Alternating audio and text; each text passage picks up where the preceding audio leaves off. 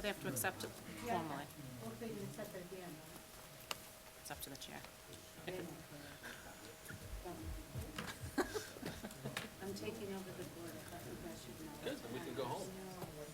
I've decided one member board of selectmen is all we need. Did you make a motion to yourself? Did you make a motion, do you accept it? Okay. Could I ask myself? All right, good evening and welcome to tonight's Groveland Board of Selectmen meeting for Monday, May 13, 2019.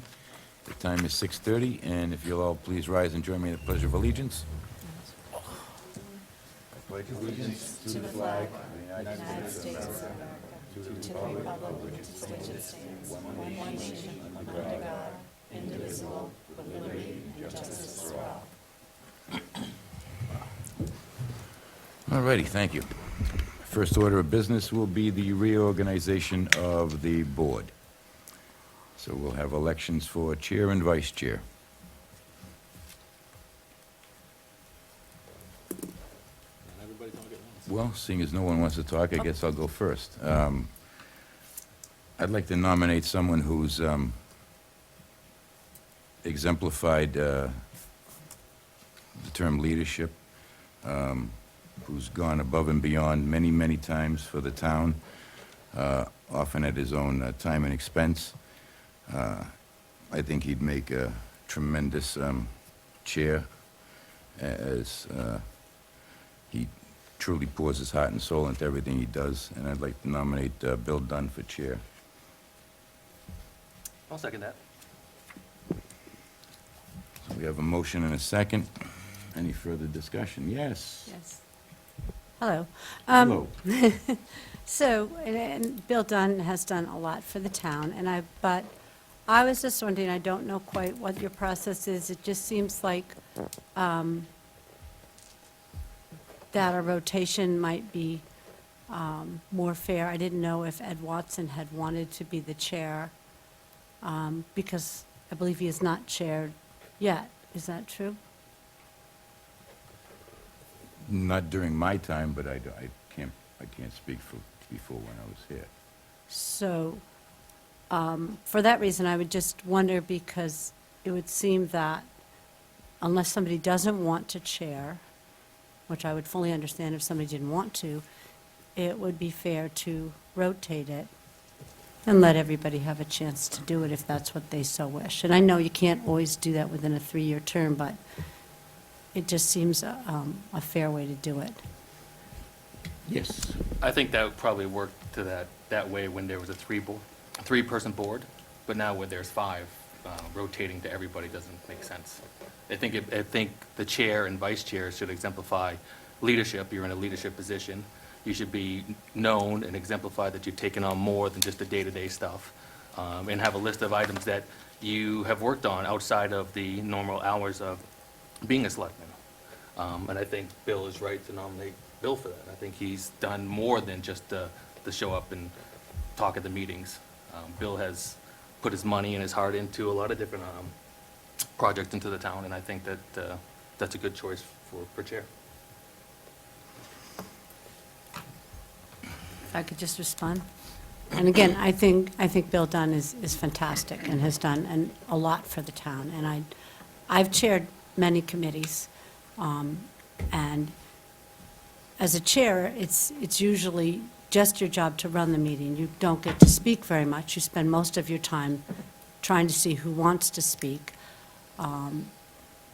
And for that reason, I just feel that anybody who would like to take a turn at it should get their opportunity. I'm brand new, so obviously I don't consider myself a candidate for this, but I think Ed Watson's been on the board for a while now and hasn't been the chair yet. I just didn't know if he had wanted that position.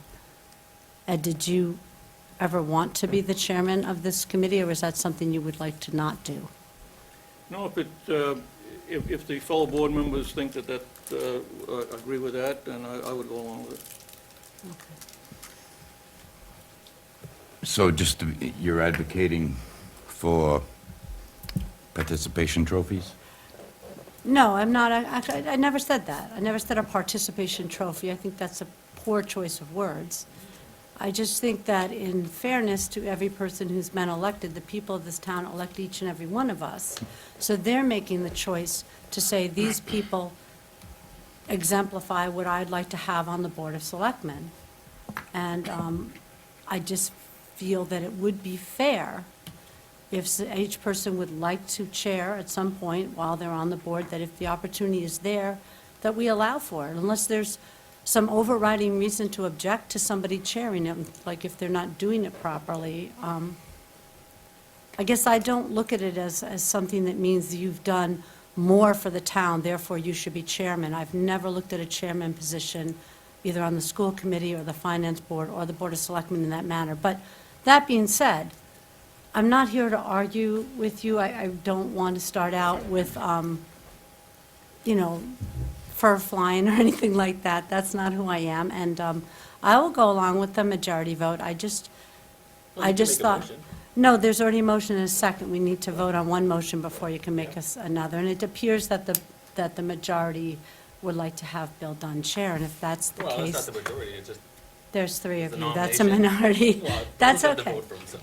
It's fine. I just think that, it's good to recognize each and every member of the board, because, again, people of this town have duly elected each and every member here. So, but go ahead and call for the vote. Can't disagree with you. Thank you. Any further discussion on the issue? Seeing as there's none, I guess we'll take a vote. All those in favor? All those opposed? Yeah. Okay. Congratulations, Mr. Chair. Thank you. Do you want to do the vice chair? I would like to. Your chair, go ahead. Is there any nominees for vice chair? I would wait till you do the vice chair, then you can move Okay. around. I'd like to nominate Ed Watson for vice chair. I'll second that.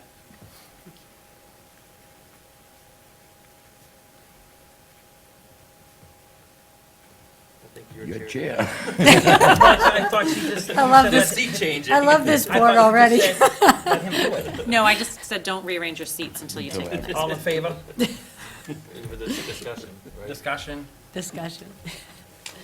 Any discussion? No, thank you. All in favor?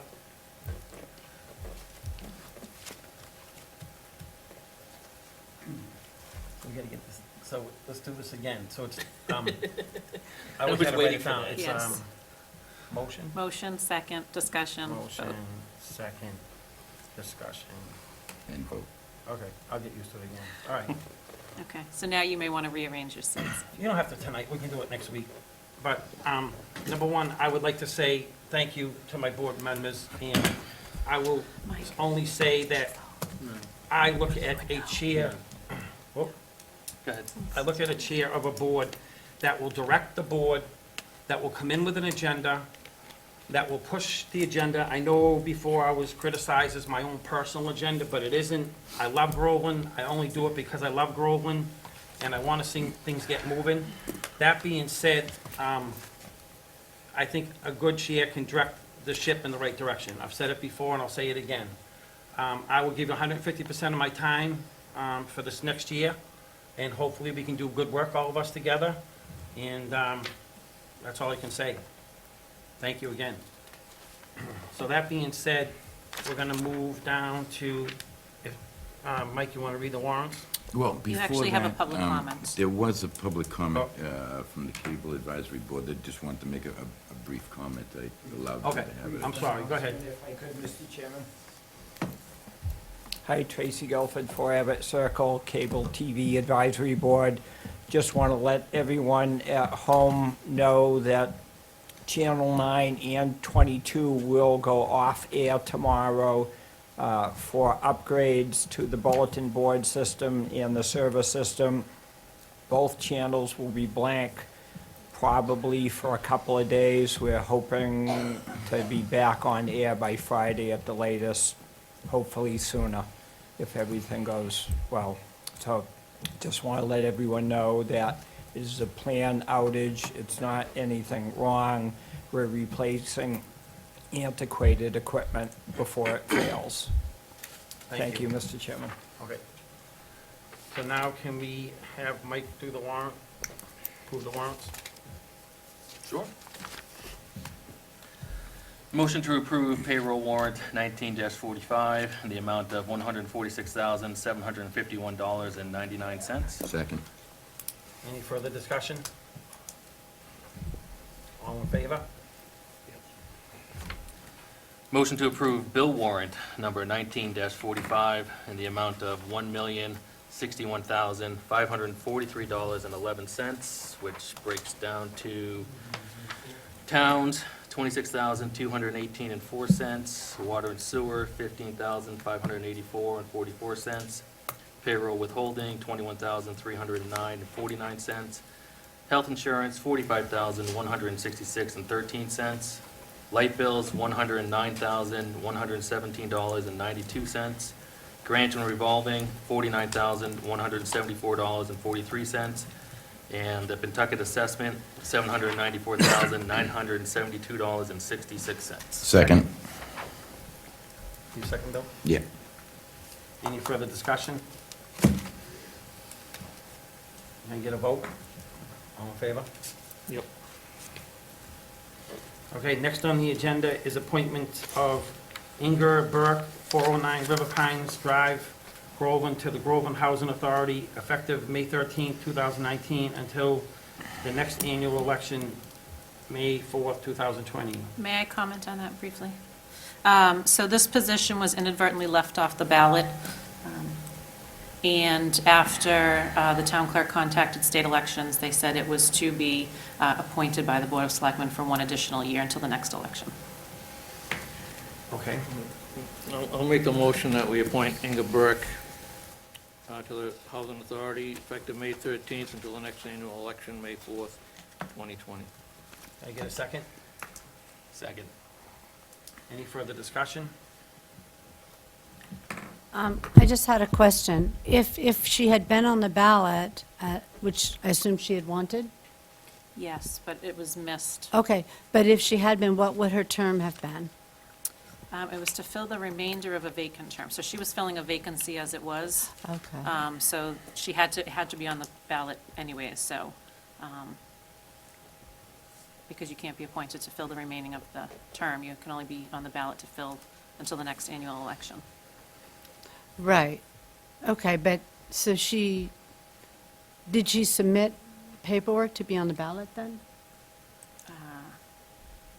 I don't remember. I don't believe so. Oh, it's you. Hi. I'm so sorry.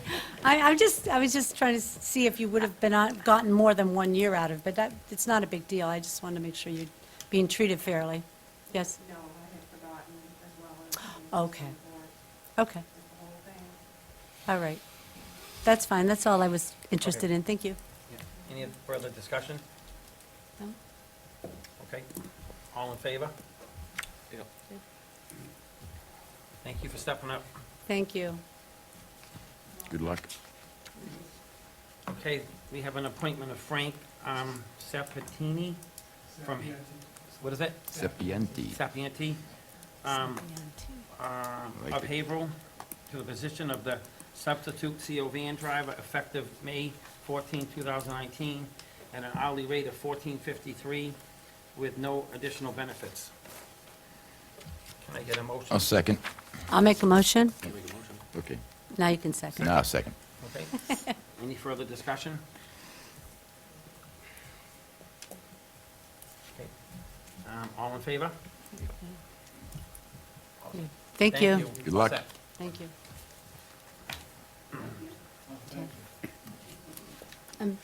Mr. Chairman? Sure.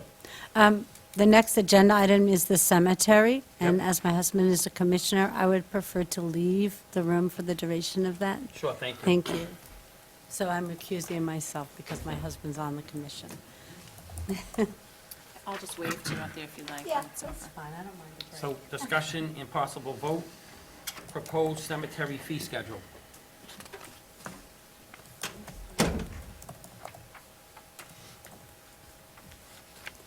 Rock Dower, 107 School Street, Chairman of the Board of Cemetery Commissioners. We voted and went over all our fees and schedules, and this is what we came up with. Unanimous vote by the commission. Some of our fees that we had were very low. Was brought to our attention, actually, by funeral home directors. They've said that they felt that we should move up a few things, and a few things we had to cover, as far as when the we have in our budget overtime, and include the overtime fee and things like that. So it's basically just covering all the bases so that everything is, paid for. And we're in line with the other cemeteries in the area? Not quite. We're still low. We're a good bargain. Oh, that's good, yep, awesome. But, I mean, where it is town-owned and everything, just for the residents, Yeah. make it easy for them. Yep, that's good, and it helps the revenue and keep things going, and it keeps does. us under the other cemeteries, which is good. Okay, go ahead, Mike. Yeah, I read through the documents and the proposed changes, and you're saying that those are still lower than the surrounding communities as far as the lots and the burials and the services and everything that goes along with it? Yeah, it's, well, we're pretty much in line. We're not the lowest or anything like that. Well, I know you mean, don't it's- need to be the cheapest. I mean, to have a good service and a bargain for the residents, because they have to know where to be buried. Exactly, and we do have, tax money that helps keep it running, so I mean, we have to take that into consideration too, so that we're not, overpricing ourselves or anything like that. I mean, they still need us no matter what it is, so. So were you, with the previous fees, were you running behind and in a deficit? Or were you running really lean and, Probably more lean. It's hard to say whether they're in a deficit or not, whether we do have a budget from the town. It'll be more on the sale of lots and things like, that's why we wanted to get that new section done correctly, and we had it all engineered out so that the newest section that we will start doing burials will now be in a line. It won't be a mishmash. It'll be easier to maintain too. But as far as the fees go, trying to, it's not just keeping our heads above water, but to provide a service that isn't outrageous. no, and that's what I'm Right. expecting, right? Because you do get supplemented by the taxes.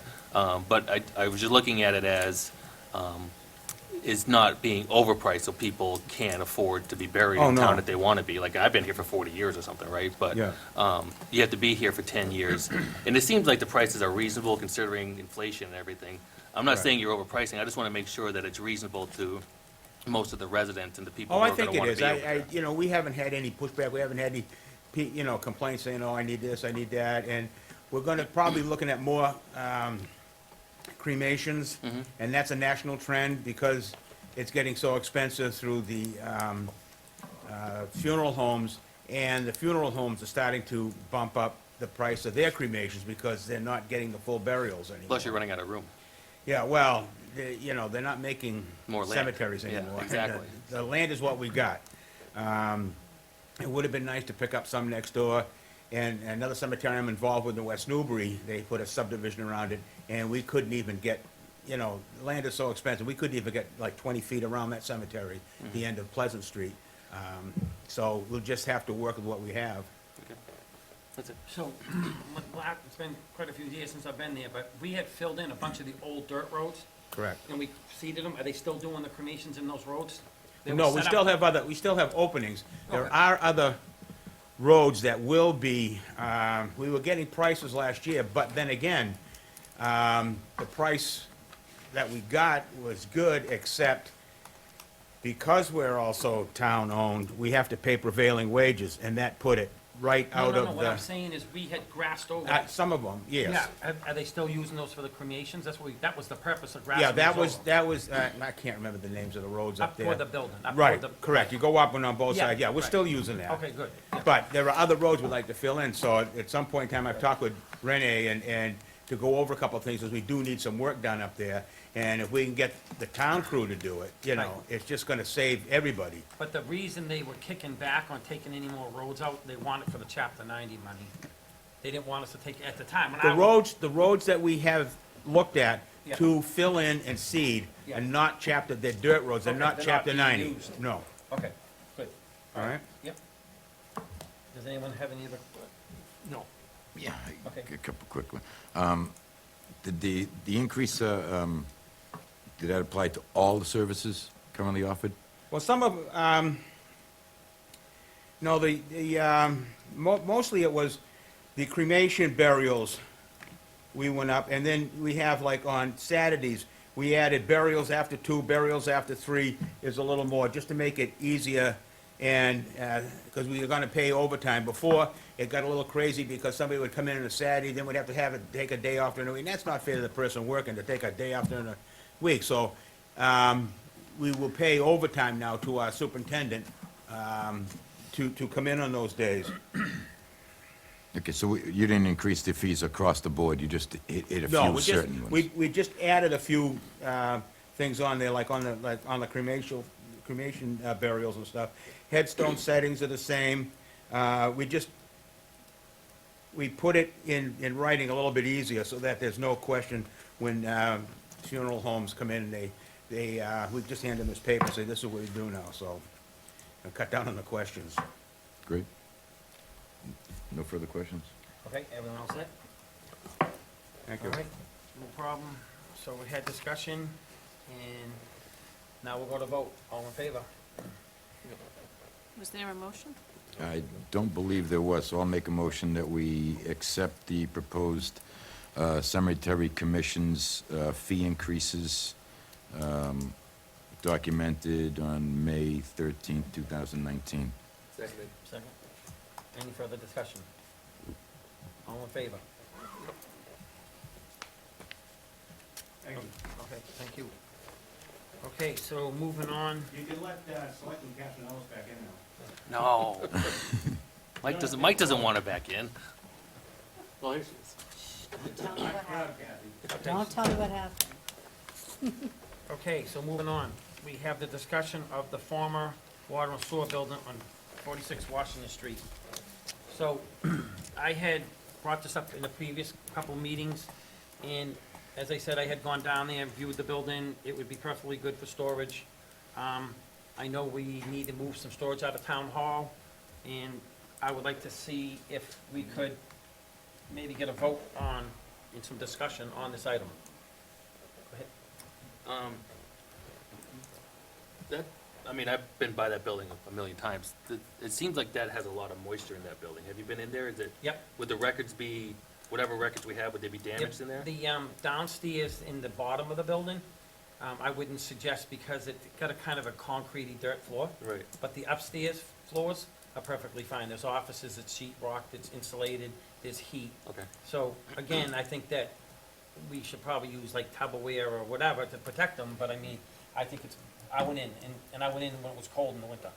So, and I did have a conversation with our water superintendent, and he felt the same, that there's no roof leaks that put money into the building. The building is got, no window leaks, wall leaks or anything, so it should be, fine for storage.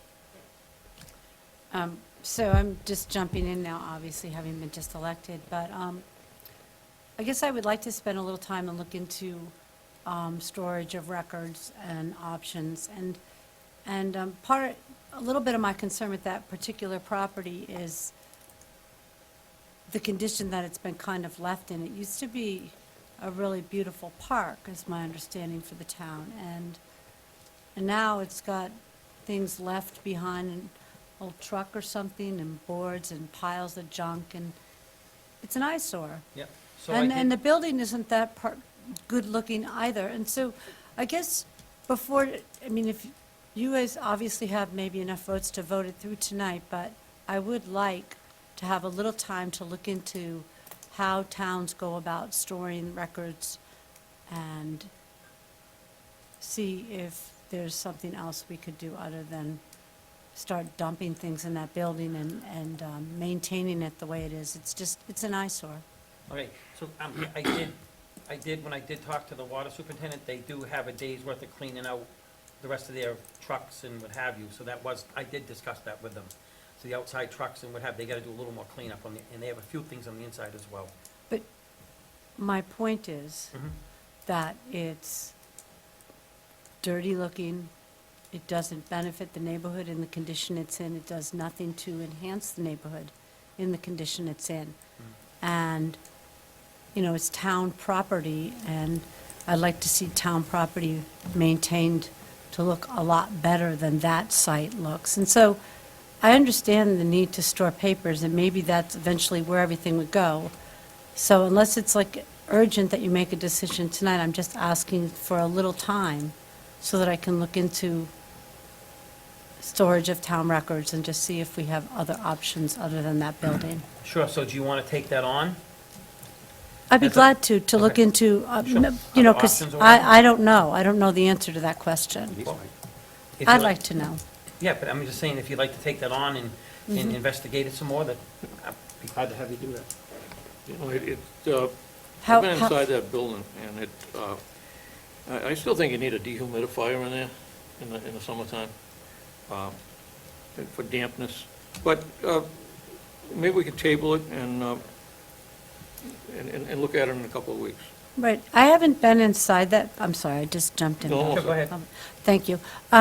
I haven't been inside that building in, I believe, 20 years, and when I saw it 20 years ago, it was in pretty bad shape.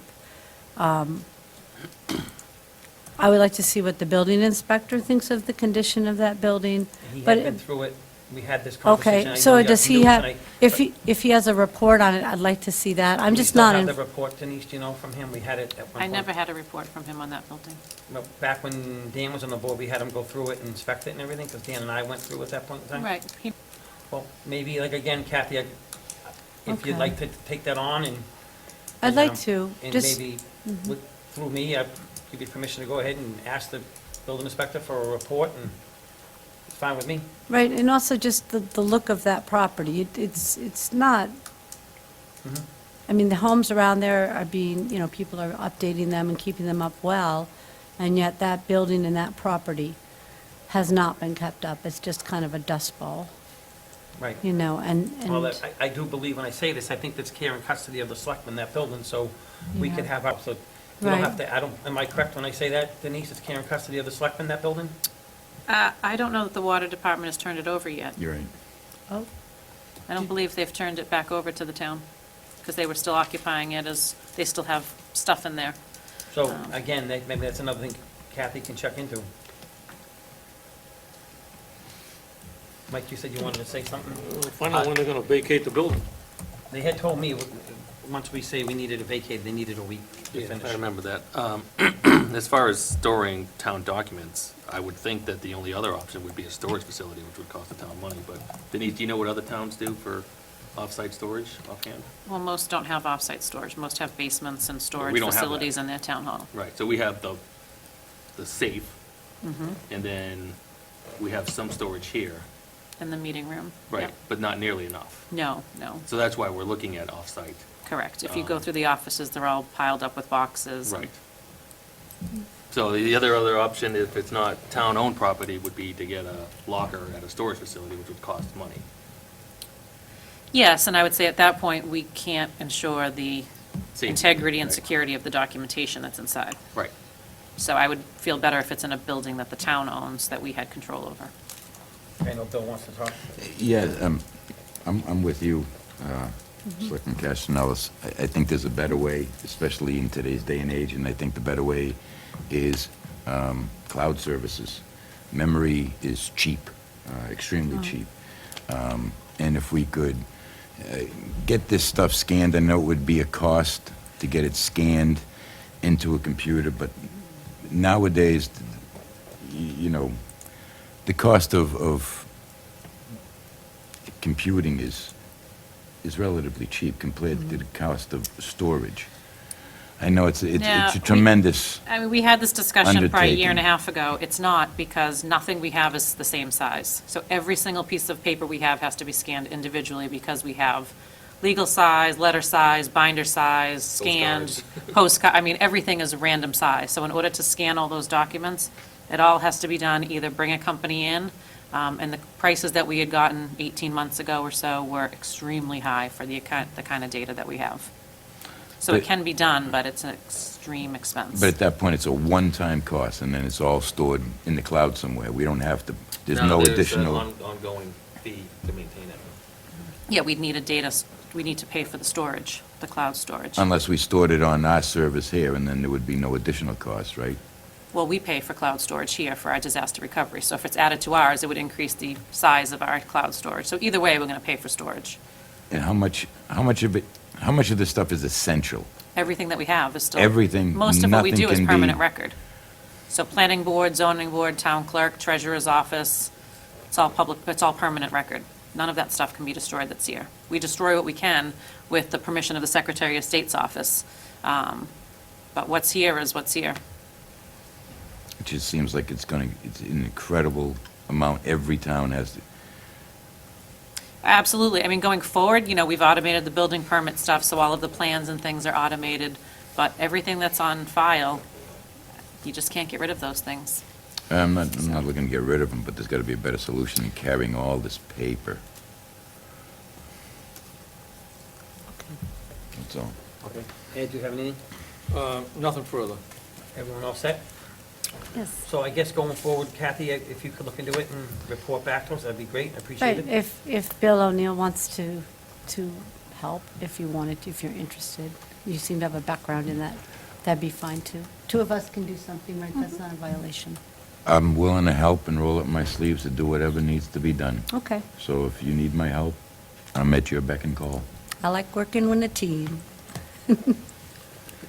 Okay, so moving on, we have the discussion of the fire chief hiring process. Yep, so the deadline has come and gone for the initial review of resumes. I wanted to check with the board and see how you wanted to handle going forward. If you wanted, or were okay with, as we've done in the past, I would set up an internal committee to review the first round of resumes and submit, 3 to 5 finalists to this board for public interviews and an appointment process. Discussion from the board. Yes. So I've spoken with Rock Dower a little bit about this, saying if I'm elected, I wanted to know the Fire Chiefs Association, I might be using their full title correctly, but I believe that if you approach the association, they have different people that will help you review and screen these resumes because they have such a depth of expertise. And I thought that in the consultant's report, I thought, if I'm remembering correctly, and you can correct me if I'm wrong, I thought they somewhat recommended that we use that kind of a process initially for that screening.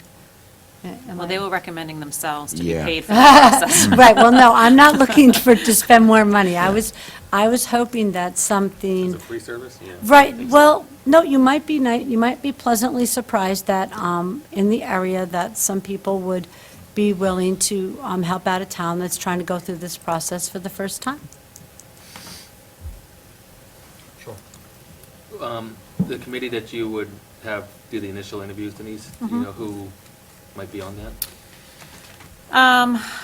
Well, I think initially, I've gone back and forth a few times. I would say probably myself, the police chief, and the building inspector, as we would be the 3 that deal with the position the most. I've had some inquiries as to whether or not the fire department members would be on the committee. I actually think the more I think about it, I think that's a bad process, as we didn't have the highway department interviewing the highway superintendent, we didn't have the police department interviewing the police chief. I don't really think they should be involved in the preliminaries. Obviously, when it comes to a public process, if you want them to weigh in, that's up to you. I just feel it's kind of a bad practice to have the subordinates interviewing, but that would be my initial And that's committee. That's what happened with the initial highway superintendent role, the 3 of you. Was it 3 of you then? No, it was just me. Just you? If I could, I think that. oh, I'll Ed, come back one, to you. oh, Yeah, Ed, go one ahead. time, go ahead. I'll wait. Not long ago, we had an independent study of the fire department. I think we paid maybe $5,000, a little more than that. And just their recommendation number 3, MRI recommends that an independent third-party conduct search and development and a job description with a position and salary requirements. Well, they were looking, their recommendation was an independent third party to conduct the job description and the qualifications and come up with a recommendation of somebody to recommend to the Board of Selectmen. I just don't know why if we spent that money for that independent study, why aren't we following it? Well, again, that's fine, but their recommendation was then, later on in the report, was for us to pay them to do that independent search. So that's absolutely fine. We don't have money for that, and we did appropriate, it was actually $16,000 that we Yeah. paid for that report. All right.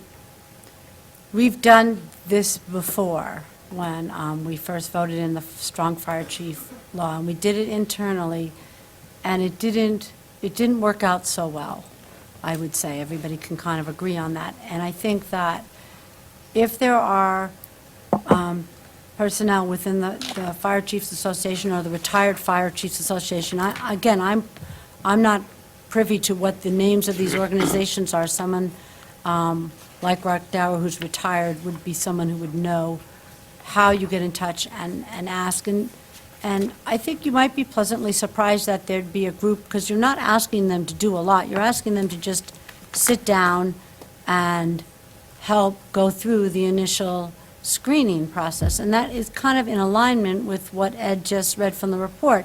And I guess I personally have no problem with Denise being part of that as our personnel person with whoever that is. But I just feel that because of the difficulties we've been through in that department, that I want to make sure that we do this really fair and above board and very transparently.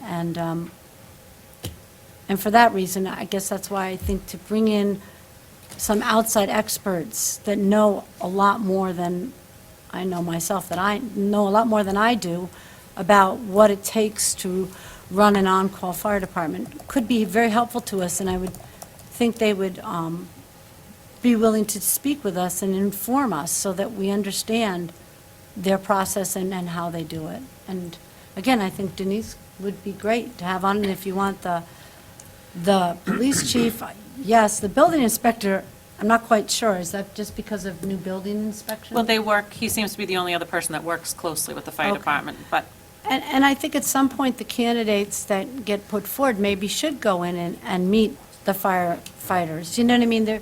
It should be a very open process, I think, this time. I really want to make sure we do it right and do it well. Mike, go ahead.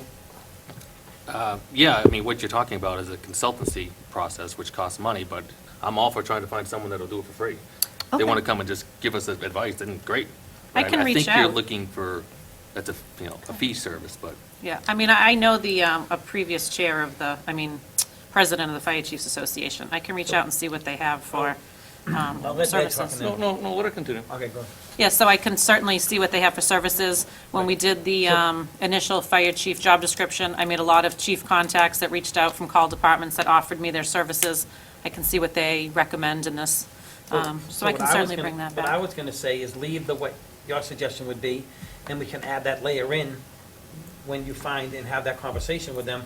Maybe they'd be willing to get in on board with you, Sam, and the chief, and them. I mean. Yeah, I mean, it doesn't have to be, I just was thinking if we were doing an internal committee, that's who I would But- select as working But with the you're position. You're the personal director anyway, it's gonna end up in your hands, so why not be in the process in Yeah, the beginning? that's fine. And what have you, and the police and the fire are all gonna be involved, like you said, the building inspector, but put that other layer in there. I don't know about a fire chief.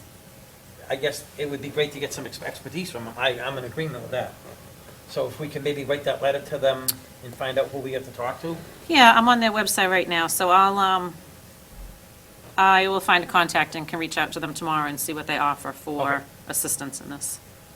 And maybe we can drop an email to Rock and see if he knows what, I think Kathy was talking about. Yeah, well, he was Well, it's the referring to same- the association. She's so- referring to the Okay, same, all yeah. right, It's okay. I think it's all Ed the said he same had thing, something he thank you. wanted to say. No, that sounds perfect, Bill. I prefer independent professionals. I don't know what the building inspector knows about running a fire department. I can't see that it relates. I know they do call them, but it has nothing to do with running a call fire department. I don't know what the police chief, what his experience is in running a fire department. I'd rather see professional fire people tell us the job qualifications and criteria. I think they're better suited for it than the building inspector and the police chief. No, that's fine, but we already put together the job qualifications and criteria. You guys voted on the job description a few months ago, so that's already been decided. Well, then, I do think we should, an independent third party, the professional qualifications related to the fire department should be doing the interviews. However the board would like to proceed is fine with Yeah. me. Bill? Sure, go ahead. Okay, Ed, I guess what we seem to be talking about is what you are suggesting, which would be to bring out, I don't know if they're retired fire chiefs that do this, or if they're ones that are, just have some time to donate to other towns, but I'm hopeful that we can get some of those kind of people to be there and screen for us. I thought Denise should be there just because she's the personnel director. The police chief and the building inspector, I could go either which way on it, because I agree with you. We need somebody that can ascertain if these applicants know how to run and manage an on-call fire department, and that's a very unique entity. I mean, I could not interview people for this job. I don't know enough about it to be able to pick the right kind of person. And I've seen, always when you do a search like this, it's always people within the field that are doing the interviews and selecting the candidates. And maybe you could, if we had some professional people that were doing it, that's there, that's what they deal with every day, and come up with 3 names of people and bring them before the Board of Selectmen. So I just wanted to clarify, because I'm trying to understand, are you agreeing, Ed, that it would be all right to have Denise contact this Fire Chief Association to look for these Sure. independent? And that's what, Sure. that's Yeah. what we're proposing to do right now, I think, across the boards here, right? Is everybody all right with that? And then Denise would coordinate that, and they would do that screening? If that can be worked out, Yeah, obviously, we don't know. I have no problem as long as there's no costs involved. I don't want to spend under Correct. $15,000 to reinvent the wheel. I agree. I would suggest that because of the really intertwined relationship that the police and fire have, that the chemistry between the fire chief and the police chief is vital to that collaboration. So, you know, I would suggest that the police chief would be one of the, while he can't make the final decision, I think, again, that the collaboration, that chemistry between the two is vital for those units to work together in unison, as they often do when that bell rings. Right. I don't mean to keep monopoly. I guess I'm just thinking out loud here, and my thought is that Denise is well aware of who works with who, and she's done pretty well picking out some of the recent hires as far as people that seem to collaborate well, as evidenced by the new town planner, who is working really well with the planning board and related parties. And that's why I felt her participation with, if we could get a group of the fire chiefs, would ensure that we're heading towards someone that would work well, because she knows the police chief and building inspector, unless she feels that they need to be there. I think her presence kind of covers that base a little bit, at least for that initial screening, if you wish. Right. I don't know how you feel about that. I'm in agreement 100% with all the parties involved, because as Bill just said, if we had a catastrophic emergency here in town, we want our police and our fire to work together, as well as our building inspector, whatever. So I think before the hiring comes, I definitely think it would definitely be good to have all parties involved. We're gonna get the right candidate and what have you. So to put that other layer on of professionals in the fire industry, I think that's a good thing, 100%. And I don't have a problem with that. Was very, in the beginning, I didn't want to spend 16,000 some odd dollars. I knew what we needed to do, but that's the way we went. We did it. We got our paperwork here. I clearly can understand what Ed's saying, but on the end of the day, I think our work is done. I think we spent our money, and I think we can get the answers we need to get. And as you said, Kathy, we've hired a building inspector that was great. We've hired a planner. We hired a town accountant. We've done a lot of good appointment, highway. I think we can do it. I think we're there. I think we know what we need. The report tells us what we need, and if we can have Denise write that letter and see what kind of gentleman we can get in and Well, next meeting, maybe bring it up as another agenda item to see how we did. Is that good with everybody? It's fine by me. Ed? Go. Mike? I was just gonna add to what Bill O'Neill said about the police chief being involved. I mean, it is a collaboration between those two departments, and the guy does run a major department in town, so I would think that he would wanna interview someone and approve someone that runs and acts like he does. As far as the building inspector, of course there's a collaboration there, because Sam is the one signing off on all the building inspections, the things being billed, everything else that goes along with that office. So he's another adequate person to be interviewing for that role, at least for the initial kind of pass to filter out what the three of them determined to send to the board for final approval or no approval. So I think that those three are appropriate to do the first pass of the initial interview. Okay. All right, so I'll do some research on, through the Fire Chiefs Association and some of the contacts that I've made to see what options are out there, and I'll come back at the May 28th meeting with those. Okay. Good. That sounds great. Everyone's good with that? Yeah. Good? Yep. Okay, so moving on. We have votes of the board to accept the resignation of David Stevenson. Stephenson, substitute COA van driver, effective May 9, 2019. Motion to accept? Seconded. All in any further discussion? All in favor? Yep. Okay, so now we're moving on to Selectmen's time and reports. Start with Ed. I don't have anything. Bill?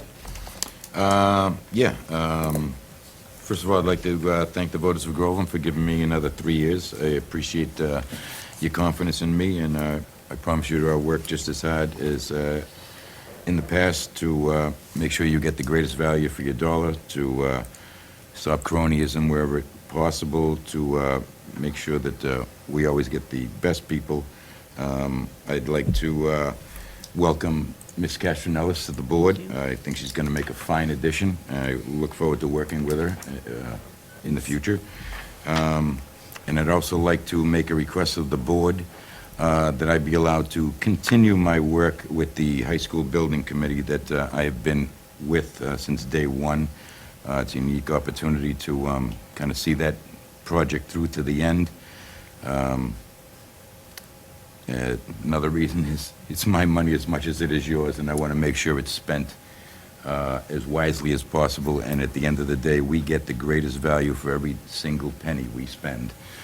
So if the board would allow me continue in that capacity, I would very much appreciate your support. I don't have a problem with it. Mike? No problem here? Kathy? So, well, I just didn't know, are you on a committee? Yes, Okay, it's the new high school building committee. okay, When it was originally formed, it was formed with one selectman from each town as a member, finance committee. There was a resident, and what else? There was...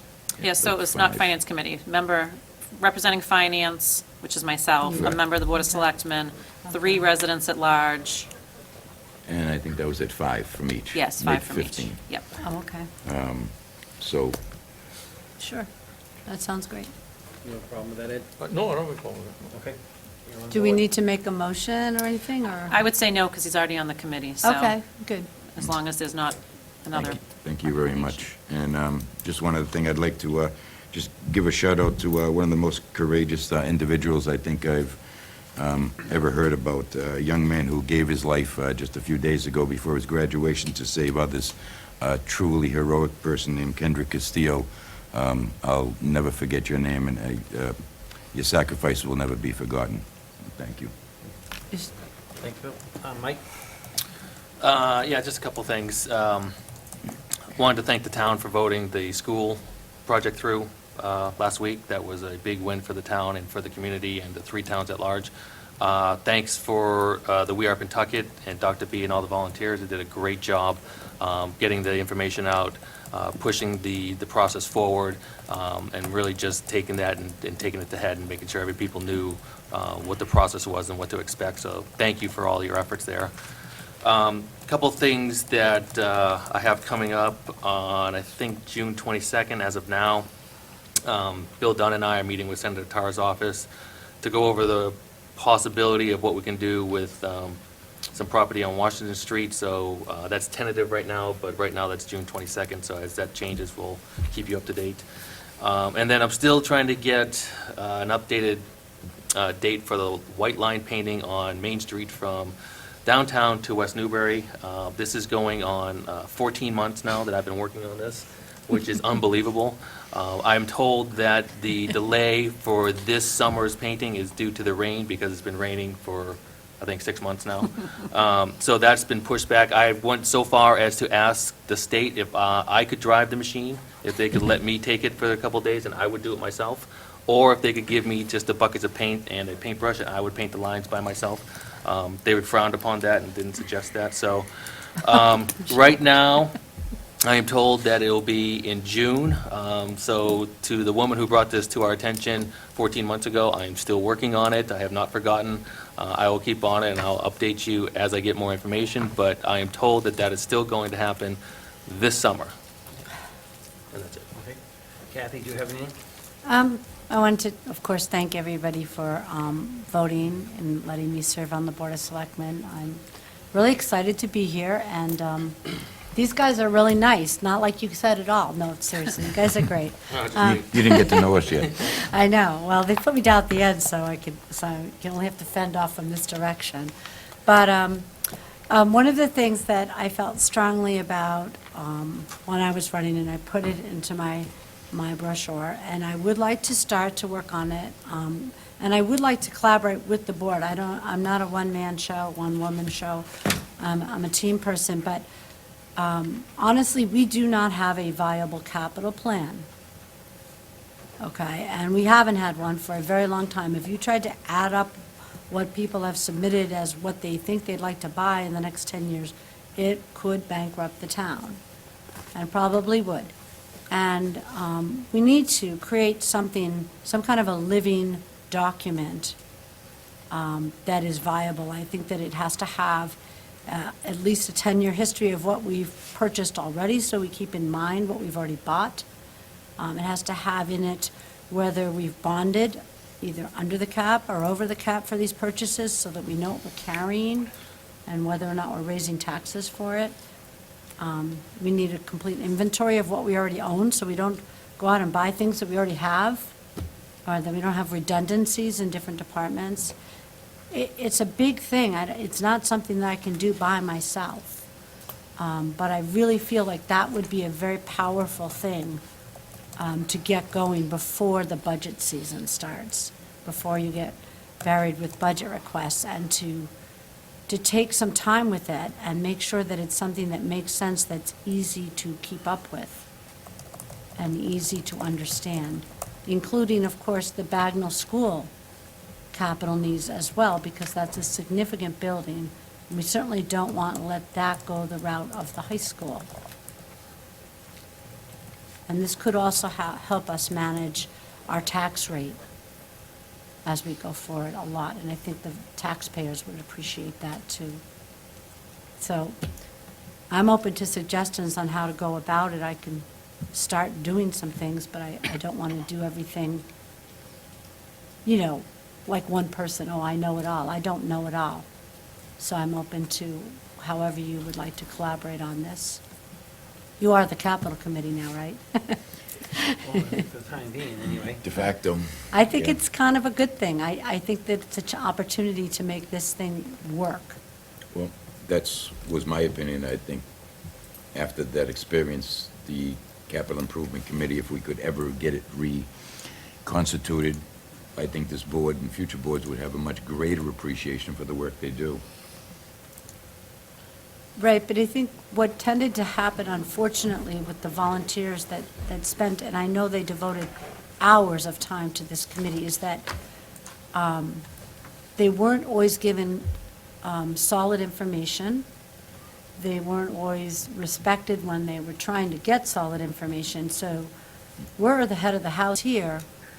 We need to say there is no capital plan in this town at this time. Departments need to understand that. There's nothing right now that's in the plan, and we need to get around to doing something about that. Look, about, I agree with what Kathy says. About 9 months ago, I think it was, I asked the Board of Selectmen should visit all the town buildings, look at what they need for repairs. And I was shot down by fellow board members. But I think that's an important thing, to look at all the town buildings. In the last several months, we've heard about how lack of maintenance affected the high school. Well, we have a lot of money invested in all these town buildings. I think the selectmen should look at them, see what needs to be done for repairs, or maybe even bring a building inspector on board and have him take a look at it. Draw up a one warrant article to take care of these. If we got leaking windows, fascia boards that need to be replaced, and it might be good for the Board of Selectmen to look at, actually go inside all these town buildings and see what they need for repairs and see what the buildings look like. Again, I tried that probably 9 months ago, but I got shot down. It said that it was a job of the Capital Improvement Committee, but now, when we're taking on that role, I think it would be a great thing to do. Everyone all set? Go ahead. Well, yeah, I actually want to echo that some visiting around is probably a good use of our meeting time. And when I was on the school committee, we actually did go to each of the elementary schools and had meetings there and visited them just to make sure we knew what was what, and sometimes that's an important use of our meeting time. And again, I feel like this period of time before the budget crunch, which starts in like November, December, would be the time, if we're going to go around and visit. We could visit a few places in one night, if you wanted to. I'm all for that. Denise, could you let us how it work with the open meeting law? So site visits, as long as there's no deliberation, don't violate the open meeting law. We could certainly post it as a meeting. I think some of the difficulty you may have is gaining access to all the buildings at night. So that might be a difficulty, but otherwise, there wouldn't be a problem with it. Anyone else have anything on that subject? So, to go back to Good that, follows with the Kathy, number one, 100% with you on board with that. I have sat here and I've seen purchases made and what have you. I'm a big advocate because I own my own business. I want 3 competitive bids. I want to be able to see that we're not overspending and what have you. That being said, yes, it is a vital role to have a capital improvement board or a committee or something that does the work. We come here every 2 weeks. Are we in the position of doing that? No. But I'm 100% on board with you with that. As far as what Ed just said, Ed, I'm a big advocate of dishing out work. I will sit here and say, I would love to have you, if you want to go through the town buildings and come back to a report with us, that would be awesome. I think that all the selectmen should look at, there's probably selectmen sitting on this board that have never been in some of the town buildings, and I think it would be important for everybody to, at some point, go in and look at, for themselves, look at all the town buildings. Right, but I'm saying if we all can go into the building, but who's gonna do that? We need someone that's gonna actually head up this. What I'm saying is get the information and head it up. If we all go in there, we need to have someone come back to them and work it out with us. I don't think it's right to have one person go in and look at it. I think everybody should. No, I'm in agreement with that, but I'm saying if you wanted to Yeah, I take this can- on one of your Yeah, roles. I can jot all the information down, what it needs, sure. And if you wanted to, we set up a time for us all to go and take that on as one of your things, I'm good with that. Yeah, whatever's convenient, we set it up. And I'd like to bring the building inspector along and see if there's stuff that needs to be brought up to code. Sure. But they can bring a camera if they want. If you guys want to go remote, Tracy, that's fine by us.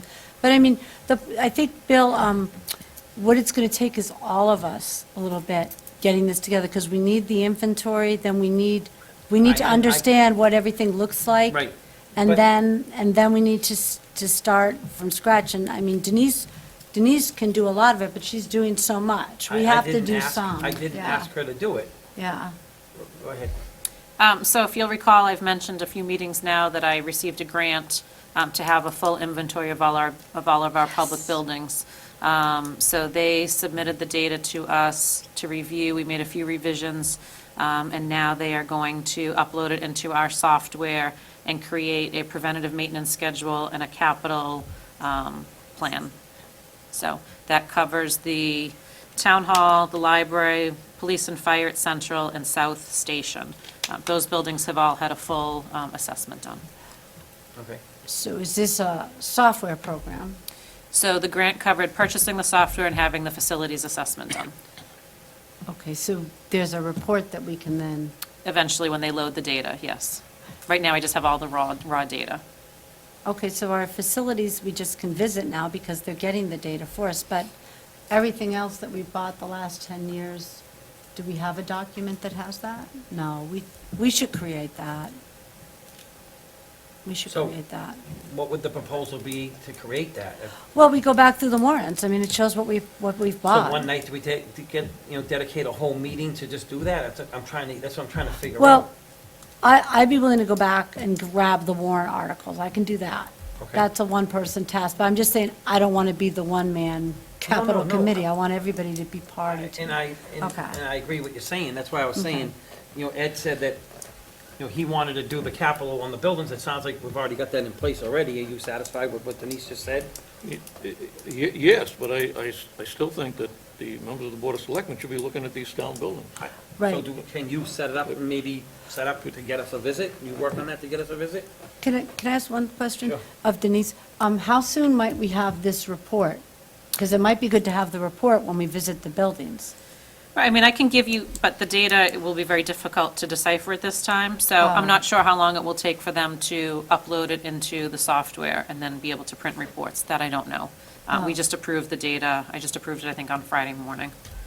So the current data is just pages and pages of just rows of data, which, until they put it into the software and you actually can see the schedules, I don't know if it'll make much sense. I think that the way to start was, we're going to need a list of all town buildings. And there's a tremendous amount of buildings. You've got a couple of water department buildings, you've got a couple buildings up at the cemetery, you've got VZ Park, you've got Washington Hall, you've got the Little Red Schoolhouse, all property owned by the town of Groveland. And, along with the municipal complex here, the library, the police and fire station, the town hall, just so that everybody's familiar with it. So do you have a suggestion how you want to get this rolling? Well, I mean, it's not something that's going to have to be done in the next couple of weeks. If we get that report back, maybe that might be a good place to start. Have Denise get us an inventory of all the town buildings and who the contact information is that has the keys to the building, so that we can set up a time when they're available. There may be some buildings that we're not going to be able to get in, like the building down at by the soccer field that they're renting out as a residence, so they're not going to be able to get into that. But most of the others, we should be. And I actually don't think that's ours, that's a historical That was a commission donated or one. society. That's the one that doesn't fall under the town of Groveland. And then you got the residents at the base of the Nuns Hill or VZ Park that you're not going to be able to get into. Maybe there's something up at, Mike can help us out with, up at VZ Park where we can get in, can't get into. But we need an inventory of all the town buildings, first of all. And there's nothing wrong with Torrance and Bagnell School either. So, We took at the last town meeting, the school department took some hits about why did they let the middle school and the high school go into disrepair, and I think this is one of the ways that we can stay on top of it. 100% in agreement with you, but what I'm trying to say, and I know what Kathy is saying, that you didn't want to do things, I'm trying to, not trying to micromanage, but on the same token, I'm trying to delegate different Right. things. Okay. That's why I had mentioned to Ed, mentioned to you, to delegate some duties that would, if all five of us kept saying, we want Denise to do this, and then the pile of work keeps growing and growing, maybe I'm doing this wrong, maybe I'm saying I'm trying to delegate work, but and set up the appointments to get into those buildings, that's all I was saying to Yeah. you. So- If you wanted to take that on, that's all. Well, I think it's, Okay. yes, I can do that, but I think that you know, I can't say what, yeah, we've set up for Tuesday night at 6 o'clock to view VZ Park, for instance. Right. And then, you know, we gotta discuss it amongst ourselves when Sure. we're available to do things like that. Right. So you need to come up with some dates and give them to us or whatever. Yeah. Kathy, you wanted to say something? Well, I mean, I guess we just start at the beginning, and this is the beginning. So I can do the 10 years, you just go through the town meeting books. That's easy enough. I don't know if an inventory exists already for every department of everything they have.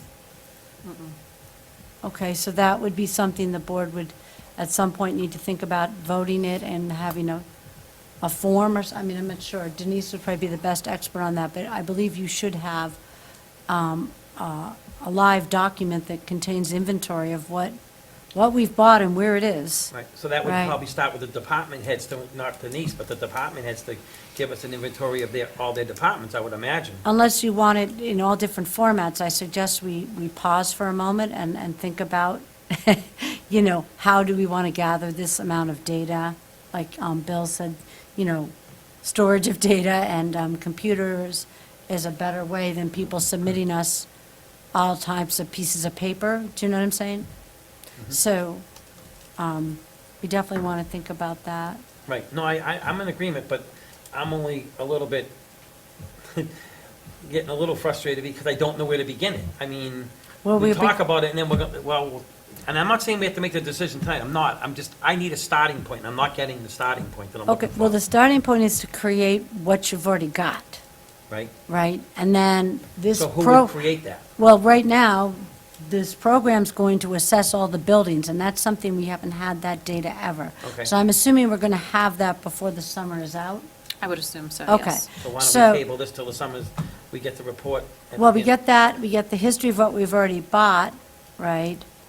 Then we need the inventory, though, of what all these departments already own, and I'm not sure how they dispose of things when they replace them. You know, you need to know all that. Well, I mean, we have a vehicle list for insurance purposes. We have the And certain vehicles. equipment is covered on that, so it depends on what you're looking for.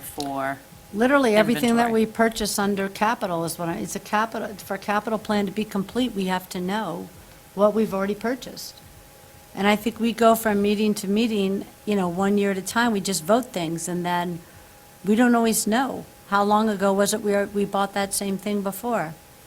Where can you find that? Nowhere.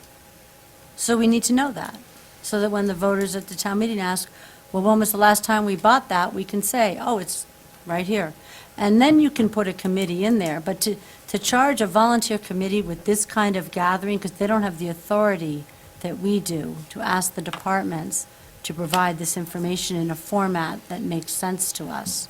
But we need to come up with a format and a form for submitting all that information, so that it's not, you know, all these different lists and difficult to look through. I would think you'd want it so that you can go through it on a computer and look things up right away, very quickly. I know that I have sat here when the capital improvement board was here. I know when they came before us, if we were talking about a highway truck, we were talking about one going out and a new one going in. If we talked about a fire engine, there was one going out and there was one coming in. And I know the fire engine was then surplus and we put it out to bid and what have you. So, that part of the big items, I think we know that, but I agree what you're saying, go ahead, We don't Denise. know it all. We have Right. other capital purchases. We just Okay. need to make it complete. I think Denise wants to talk Yeah. and then I'll go to Bill. Yes, so if you'll recall, I redesigned the capital improvement requests this year, and one of those is a form for people to list their current asset inventory. So I have a form, I'll be honest, no one completed it. So it went out to all departments, it was in a format and a spreadsheet for people to fill in their assets, and it did not come back from any department. So we have the form, if you'd like it completed, I can certainly send it out again and ask departments to complete their current asset If you can do inventory. that through me, please, as the chair, resend it out again. Can we make a motion? Because I knew of this. This is why I raised this. I knew that Denise tried and then they didn't do it. We need to make a motion from this board that this will be completed and submitted. This is relatively new, because the 4 years I sat on capital improvement, we did have a complete inventory list from all the major departments, their trucks, their vehicles, if it was IT in nature, computer costs. Mr. Pappas was extremely diligent in gathering that information, purchase dates, year of the vehicles, mileage, things like that. We were extremely diligent in knowing what you have and why you need this. And typically, as Mr. Selectman Dunn has said, when they came to us when I was on Capitol, listen, we'd like to buy a new F-150 because the 1974 F-150 is just beyond repair at this point. So there's always a swapping of items typically. And there was a master list that we had at one time that listed just about every major piece of capital equipment that the town owned. I don't know if Mr. Pappas still has that. It may be a little dated at this point because some things have come and gone, but it did exist. I know because I was part of it. I've never seen it, so if it existed, it never came here. Maybe you guys used it internally. Oh, go ahead. No, go ahead. Okay. No, I just said, so maybe it was something internally for your committee. I've never seen a copy of that list. And I can reach out to Mr. Pappas and see if he still has it, and I can look through my old notes and still see if I still have something, in my computer that I saved for something, for just such an occasion, I guess. No, I think you did make that list, but it was static. You know what I mean? And it's a lot of work to keep trying to update a static list.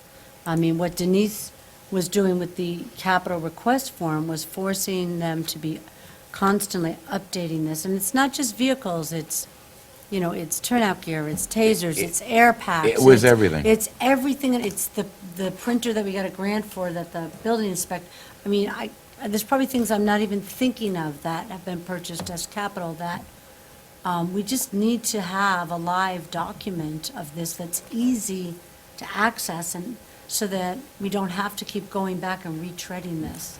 And then we can go forward with a plan that says, well, this is how much we can afford.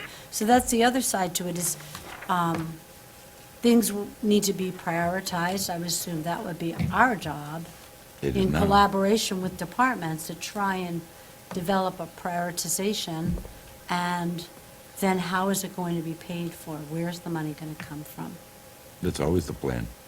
But we've never really tried to plan until now with Denise, where we finally have built up reserves to a point where maybe we can start to plan, which is great. I mean, before, we were just spending whatever we could find money for. I'm talking about 5 years ago or more. That's what we did. I don't see the problem with just asking Denise to try to get the information. I don't think we need a motion and a vote, and actually, under Selectmen's time and reports is not an avenue for making motions and Oh, taking okay. votes. I apologize. So we could just ask her to send it out, and the board looking for this information. Yep, I'll send it out tomorrow. Okay, moving on, where's my list go? Did everyone go with that subject? Yep. Okay, so, Selectmen's time, where were we? We were with, You've been with Kathy, I believe. I'm done. Okay. I've exhausted my Everyone's good time. with Selectmen Mike's going to hit time? me. I think He's so. only been flexing a little over here. So number one, I would like to say, Bill already did it for me, I'd like to introduce Kathy to the town and say that she's our new select woman, and I welcome her on the board. Thank you. Look forward to working with you. I know you were a selectman in the past, I know you're on the school committee, and you did a lot of good things for the town, the finance board, et cetera, et cetera. So I think you have some knowledge, and I think that you'll be good for the board. And again, thank you for running. Thank you. As I've been trying to say all night, and I'll say it again, and maybe I'm coming out wrong with it, I would like to try and get each and every one of us to take a little something on, like Bill said earlier about his thing with the school, and Mike was talking about the Washington Hall, and I just would just like to get everyone to take a little bit on and try to have a good year and get some things done.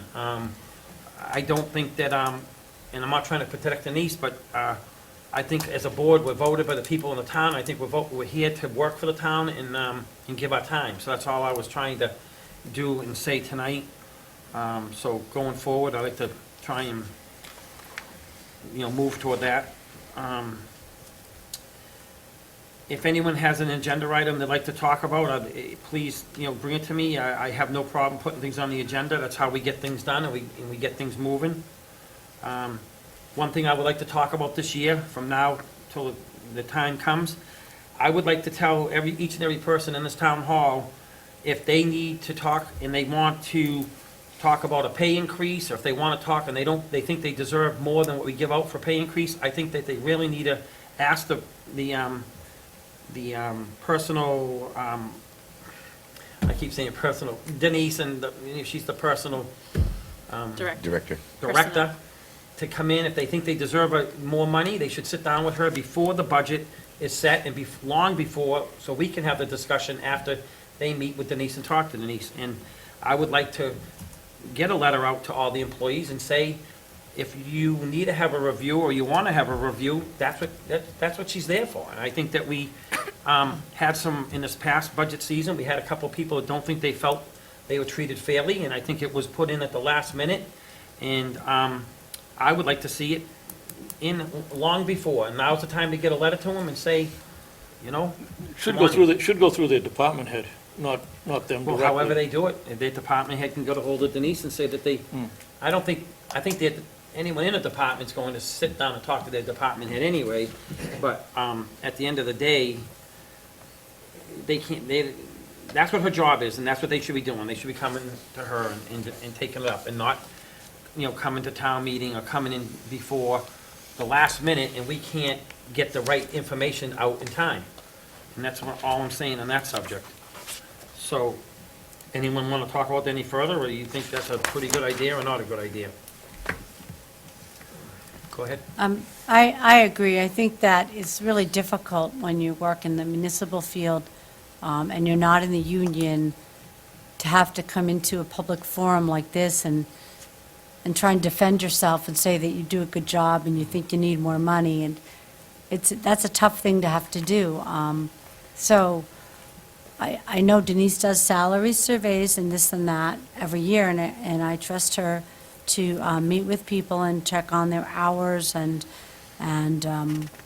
what's going on with them. And I think it'd be very helpful to have her recommendations, if there need to be any adjustments, in advance of the whole budget review. But that being said, I also feel like we may not be the highest paying municipality, but we pay much better than we used to. And I think it's a good town to work for. I think that this is a nice, small town. It's pleasant to be in this town, and I would say, based on the fact that we filled our last few vacancies fairly quickly, that we're a desirable place to work, and that's a good thing. So we may not be able to offer top dollar. We have to stay within our budget. But I think the avenue for people to discuss if there's a pay inequity should be with the personnel director. I agree with you. Right, I think, Ed, do you have anything? No. Mike? I'm good. Bill? No. Okay. And the other thing I would like to say, and it's just conversation tonight, I've had a conversation with a local contractor in town, and we can bring it up. It's not, I'm just letting you know what I had for conversation in case you hear it, and I kind of brought up to Denise a little bit. There's a local contractor in town with the old highway garage. He's willing to give a $5,000 donation, whatever we want to call it, toward the Pines facility.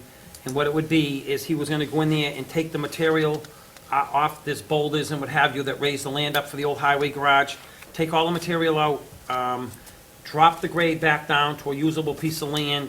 And I know in the past, people said they want to hold on to that land for the Bagnell School, et cetera, et cetera. My feeling was that if we were to pay a contractor to go in there and take that dirt down and what have you, we'd be paying prevailing wage and we'd be paying a lot of money. I did have a couple conversations with people. It's just fill. It's not like it's anything like sand, like next door here or whatever. We can talk about this later, and if you all tell me, nope, I don't even want to carry it on. Again, I was just trying to make a more usable piece of land over there, either for sale or for the Bagnell School, and I was looking at trying to get money for the Pines. But again, it's something we can have in a further conversation. Well, putting it on as an agenda item. We could do that. Anyone else want to have a conversation? Well, you're talking about the old highway garage off of Salem Street. Yeah. Right, I mean, obviously, anything we do there, if we're going to allow anybody to go in there and take fill or something, we have to be public about that, and we have to follow a process, so you can't just do anything, I don't think. We have to be very transparent here, so I haven't been up there in ages, so I don't even know what it looks like up there anymore. I mean, we used to go up there to get some sand every now and then when it was snowing. Add that to the site visits. Yeah, Right, so as I explained to Bill when he told me about it, that would fall under 30B in the procurement laws. If someone's making money off of our property, it should go out to bid, and the highest bidder should be able to take, bid on that project and what they would offer the town to take those resources off of the property. So if that's something you want to explore, we certainly can, but it should be an open process. So maybe the best idea, Bill, is to put it on the agenda so it can be an open discussion? Okay. Is And- that, right, maybe we need to add that to the list of places we have to go visit. I don't know what it even looks like up there anymore. Okay.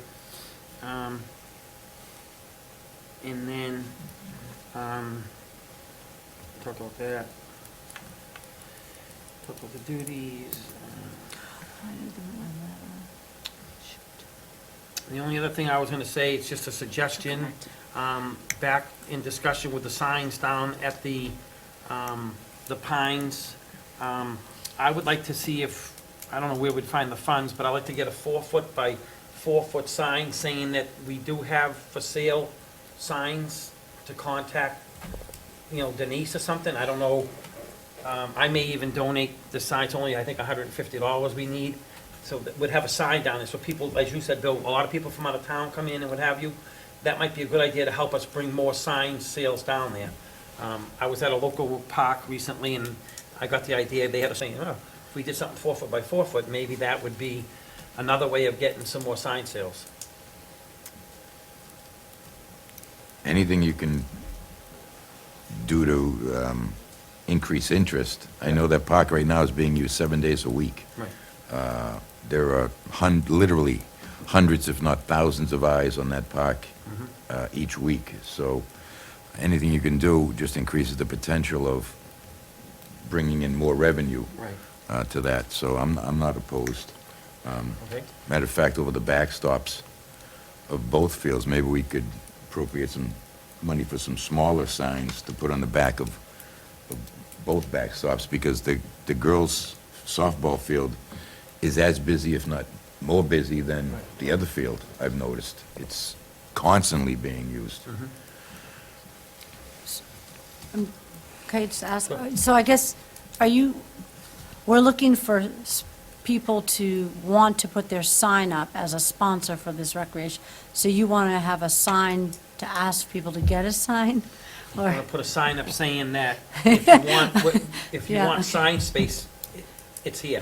okay, but what about our Facebook page and the internet and just blasting it out all over the place?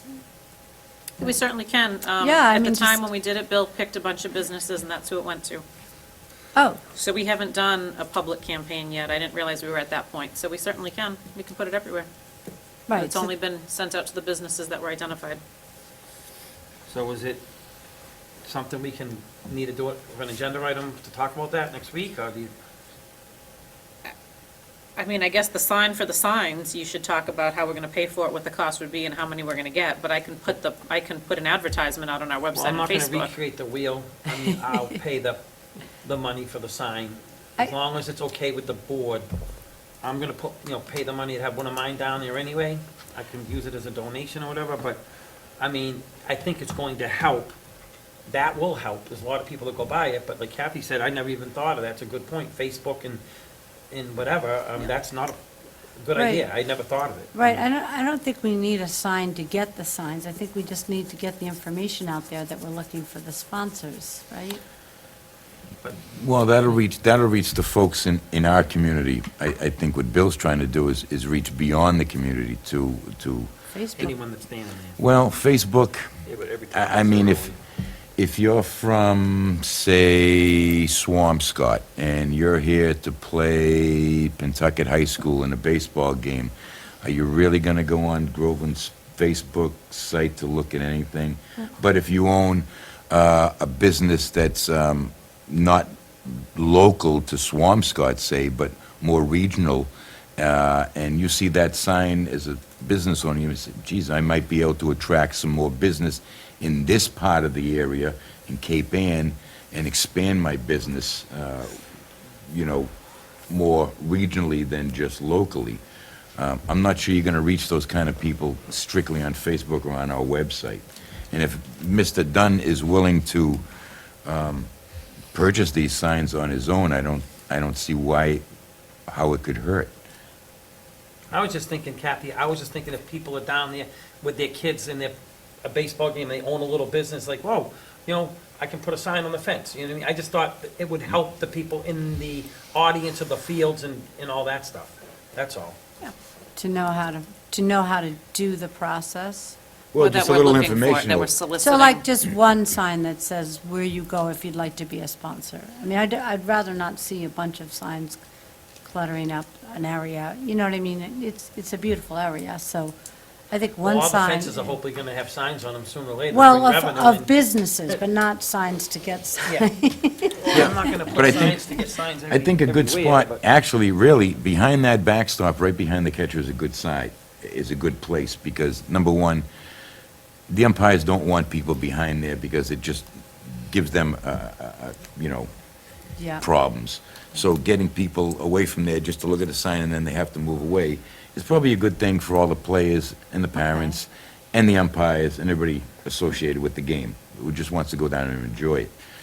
But then it's informational, to, get a sponsor sign, contact so-and-so. I think that's probably what you have in Okay. mind, right? Right, not pricing. Pretty simple. Just to get a hold of. Yeah. If you're Right. looking for sign space on this fence, contact. If you'd the like to town be a of Groveland. sponsor for the That's it, Pines, Right. Okay. contact blah, blah, blah. Just another layer of, like we just talked about Facebook and the website, that's just another layer of it. The more eyes you put on, more signage and the more ideas, the more you're gonna be able to get people to look at, that's all. And who do they contact? Well, it has been, they've contacted Denise. Oh, okay, good. That sounds perfect. Because she handles the money and stuff of it anyway. Good. And we do have there is some kind of uniformity to these signs. You just can't put up anything, and there has to be, Good. we've kind of, I think, made rules that this has to be a certain amount of decorum. Very nice. Okay, so I think that was the last item I had under Selectmen time and reports. Is everyone all set with that item? Mr. Chairman, I believe Sure. Selectwoman Castronellis Ooh. had another item for Go ahead. her. I'm sorry, I keep forgetting. I typed up my resignation from the Finance Board tonight. Okay, If you could just be so good as to accept it, that would be so helpful. you're resigning from the board because you feel like you're a select person and you can't stay on the board? Right. No, I mean, one board's enough for me. So Okay.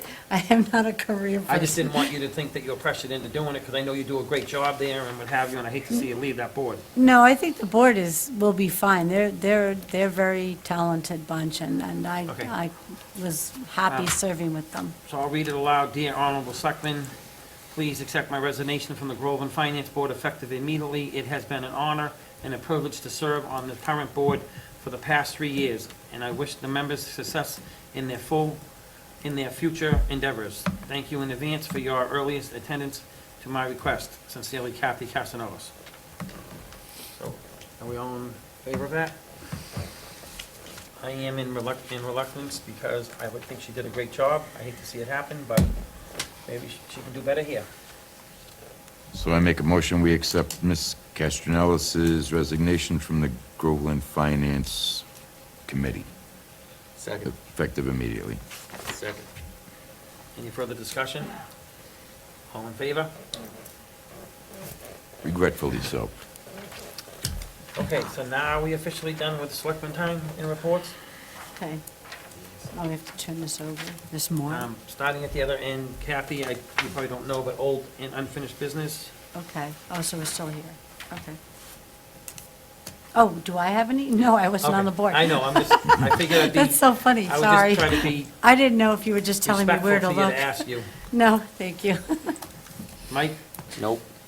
Bill? Just a couple. Heinz Bathrooms, I know, I seem to be spending my whole life down there lately. The building looks awesome. The grounds around it look like they're coming in great. The signs are on, the paint is on, but the doors are still locked. Because we're still waiting for those partitions. I told you they were on back order for several weeks. That Yeah. was at the last meeting, So so. we're still waiting on them. Yep. Any clue how long? It was going to be 3 to 4 weeks, and that was 2 weeks ago, so I don't know. Everything's done inside, we're just waiting for those partitions. Was there a reason why we ordered like custom-made partitions We as opposed to didn't. just They're off not the rack? custom-made. They're not? No. Even off the rack, they're that long? Must be the rain. I don't know, how people build bathrooms nowadays.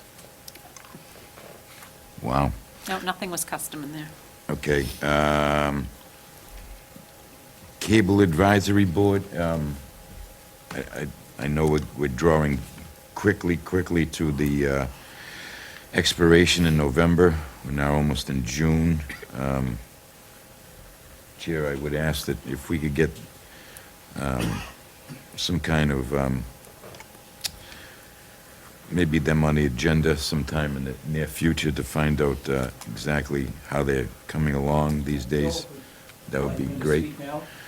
Yeah, go right ahead if you want to do a real quick one. I'll just do a real quick one. Tracy Guilford, 4 Abbott Circle, Chairperson of the Cable TV Advisory Board. We recently met with Bill Hewig, our town attorney, who the town has chosen to represent us. He outlined what the timeline is going to be. He changed it a little from what we had anticipated and envisions our public meeting, ascertainment meeting in September, is what he says. And he says he is sure he will be able to finish the negotiations by the expiration. And that's what, I'm just going on what he told us. Yeah, for that. Okay, thank you. And Appreciate it. one other item. Yep. Wait a minute, I think Denise had her hand up. Yeah, I just want to ask a question of Tracy. So I sent you that letter from the Department of Yes, Telecommunications, yes. so you will I provide will a written... send a reply back to them Okay. and copy you so you can put out to the Board of Selectmen. Just I'll make them aware, we met with our attorney, we'll be planning a meeting. I also did, just for your information, I did contact the Comcast representative, and they did send me a template, boilerplate template of the contract, which, naturally, there'll be some changes made, but, a working document, so, is in process. Has one follow-up to that, has any determination been made on the $15,000 that was trying to be returned to someone? That the state was Well, trying to? We can talk about that will have to be applied for and then split between Georgetown and Groveland. Yes, it was a Because 50/50. it was a joint thing between the two towns. Okay. So that was the leftover money when the Georgetown Groveland Public Access Corporation was defunded by both towns because the towns wanted to do their own separate thing. So, should I ask of you to please contact their chair, as you were chair to their chair, and see if you Okay. can have that discussion with them? So next Okay. time we have that discussion, we'll know what's going on with that. Okay, you're right, so we Appreciate can that. just clean it up Yeah. and get the money to the Right. towns. Appreciate Okay, that. very good, thank you, John. That's it for me, for unfinished business. No, just to add to what Tracy had said was, I was at the meeting, and the attorney said that we're as far along in the process as any other town. They don't come down and negotiate until the last few months of the contract, and he said that the timeline isn't out of the ordinary. It's, if we try to negotiate a couple months ago, they wouldn't talk to us. They'd put it off. So we're going with his advice, and he seemed to think that the timeline it's workable. Okay. Do you get any other? No, that's it. Okay. So, back on to, and we may want to talk about this under another agenda item, which I think we probably should. The bathrooms opening, closing, and cleaning. That's something we're gonna need to discuss, and we're gonna need to probably spend some time on it, so I think I'd probably put that on for the agenda for next meeting if we have room, but it's getting to, it seems to me, I did have a discussion with a couple of the highway guys. I bumped into them, they told me it's down to the wire, pretty much 99% done, waiting for the stalls, et cetera, et cetera. So I think that discussion needs to be sooner than later. So I think we'll put that on if we can for next time. And that's pretty much all I have under old and unfinished business. Ooh, anyone else? We got everything covered? No. Okay, so, other items not responsible anticipated at this time of posting. Anyone have anything? Go ahead, Bill. Again, I seem to spend the abundance of my time lately down the Pines, and I'm noticing a trend. We have a dog park down behind the softball field currently. But what I'm noticing, and I spend an awful lot of time there, is cars are coming and parking down by the satellite tower and then just letting their dogs run free. I was down there last night when a woman let her dog run onto the field, onto the baseball field, and let her dog either urinate or defecate onto the field. When I made a comment to the woman, I was told to relax. Folks, it's not right. You wouldn't want my children urinating on your carpet in your living room so you can roll around in it at the end of the day. I wish you would have the respect and common courtesy to keep the dogs on a leash and off the baseball and softball fields where the children constantly play, and it's not right that they should have to roll around in whatever your dog leaves behind. And I would hope that if folks can't just abide by that simple little courtesy, and we have a dog park that's located about 200 yards from where they're letting their dogs run free, I would hope that the town begins to enforce the leash law and begins to ticket them or hold them accountable as much as we can. Oh, asking the chairman if I Go can ahead. speak.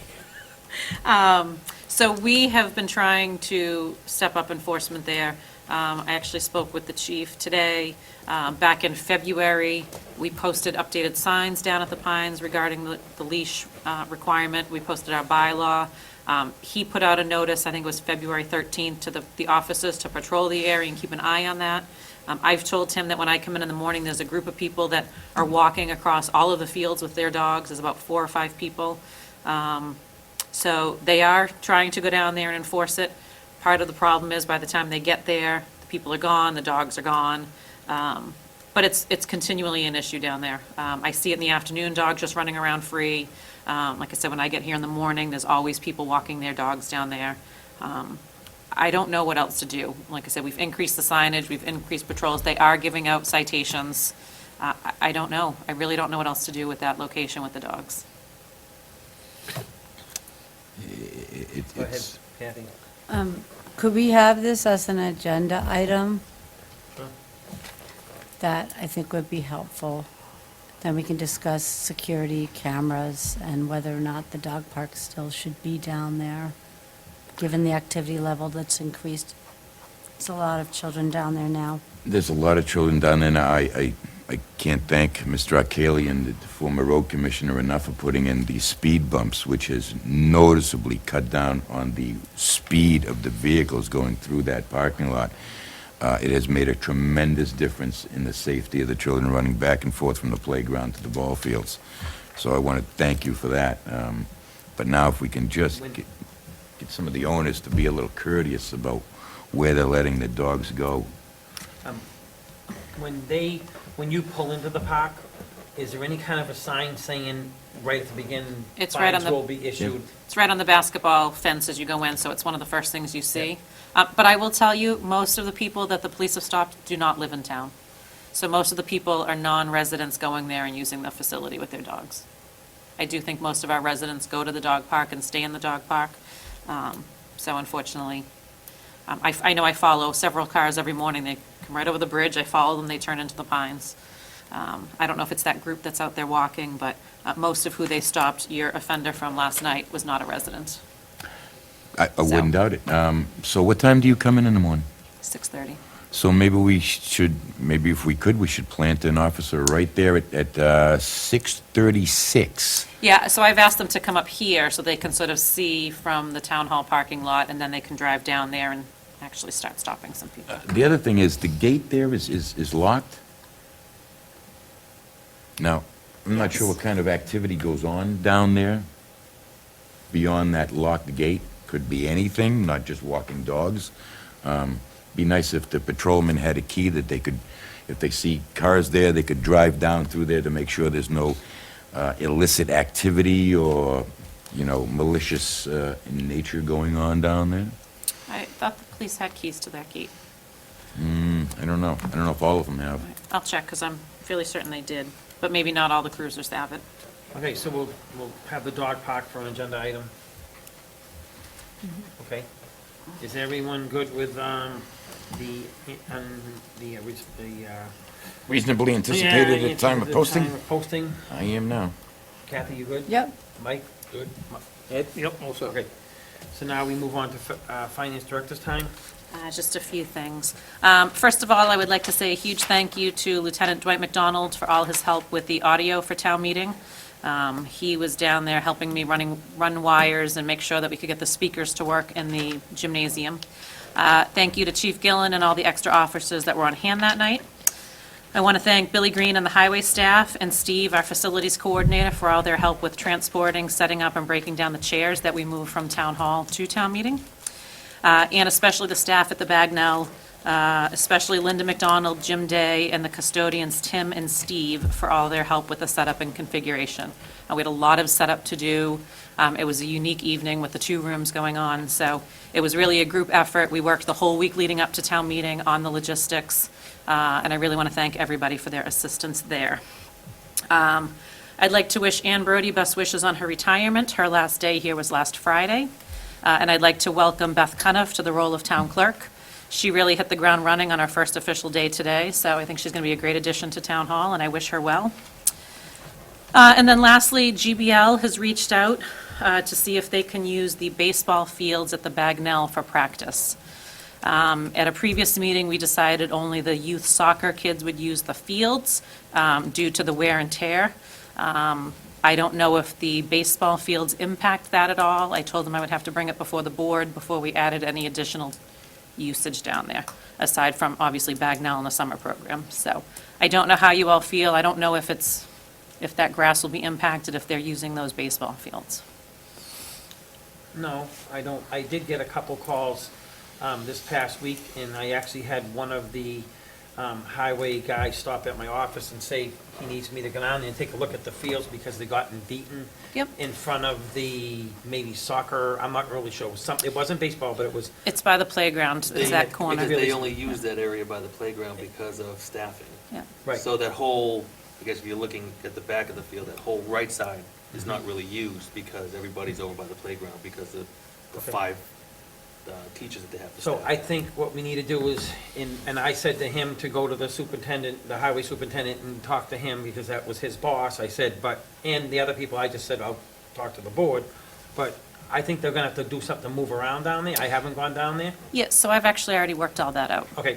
So I've been working with the Bagnell. They're going to move people around. I've already talked to the company that maintains that field to do additional work there. I've worked with the summer program so that they can move their programs around so that we're not using that part of the field once we can get it reseeded. Right. I don't think the baseball fields, I don't know if they're ready to even be played on, because I think they got weeded over. They But- said they would put money into fixing them up and Well, getting them They're ready. gonna put money into fixing them up, and they're willing to use them, and we have 2 different fields we can rotate back and forth with, as long as they're not beating them up. That's what they're there for, they're town fields. I think we should use them, but, that being said, we just gotta keep an eye on the wear and tear. We made some investments down there, but, Right, I just don't want to permit it and then have it be too much wear and tear and have to tell them they have to get off. are we permitting 2 fields at once, or 1 field? They want the baseball fields is what they've asked for. There's 2. There's 2 fields, there's 2 baseball fields there. I'm assuming they want both. They want them for practice. I really didn't get into it. I told them I needed to talk to the I board think that first. would determine how often. Every night, Right, every other night? right. Can we find out how often? Yep. And can we find out, are they willing to alternate from field to field? Not put the wear and tear all in one? They can, say they use it for 2 weeks on one and switch over to 2 weeks on the other? That would help the wear and tear. And how often, like Mike said, is gonna be a big factor, because if they're there all the time, it's gonna wear out quicker, but if it's only once or twice a month or something, that could be tolerated. Also find out when their season ends. Okay. Season typically I have ends additional question. end of June, but So, so you're speaking about using the fields behind the Bagnell School. So, what would be the supervision for the cleanup and the parking and everything to make sure that nothing is done at the school? Are there cameras there to check to make sure that, the school's kept intact and we don't have any trash all over the place or sharp objects or anything like that? Because they use that field the next day for recess. I mean, I know the kids go to one area, but you would want to make sure that there's nothing out there that shouldn't be out there. I was wondering if there is a document that shows who is using different fields. I in have it town. all in a calendar in my office. Okay, good, because I did have a question about people that were parking on the grass at Shanahan instead of using the parking area. I mean, they're gonna ruin it, but I don't know why you would park on nice grass when there's plenty of pavement to park on. So they're actually only looking for one practice a week. That's what they're looking for. I'll ask them about the fields and if they can alternate, but it's one practice a week. but I'll be And the honest, cleanup. baseball is so much less destructive to a field than soccer or football. Number one, they wear the molded cleats, there's no spikes. You only have 3 outfielders, the rest is all in infield. There's not much you can do there. But know, one practice a week isn't gonna be You, overwhelming. you look at the other parks, the baseball fields, they use them 7 days a week, and then, And the other thing is, maybe we can bring up the point that they're gonna need to police it when they're done, to make sure there's nothing left, garbage, rubbish. Yeah, They're just gonna be clean up. responsible for all that. I think they would. They used to use those fields when they were just all rocks, Right. because I was back there a few years. I've used them as recently as a couple of years ago. Yeah, Um, yeah. Okay. With that, Yep. anyone else have anything else on that No. subject? Great. So now we're gonna move on to correspondence. We have the minutes from the April 1st, 2019 meeting. We have the minutes from the April 8th, 2019 meeting, the minutes from April 16th, 2018, the minutes from the April 29th, 2019. We have a license expiration notice and report request from the Department of Telecommunications and Cable. We have an invitation to Memorial Day ceremony taking place Thursday, May 23rd, 2008, at 6 PM. May I make a quick revision?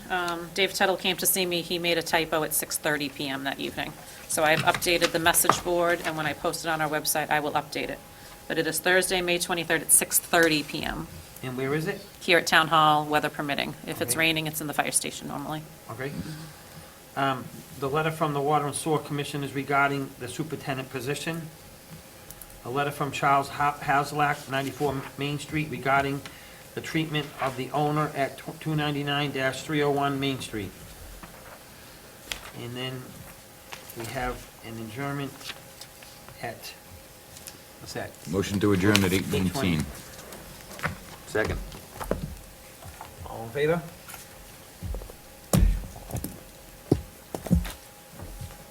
So we're adjourned, right?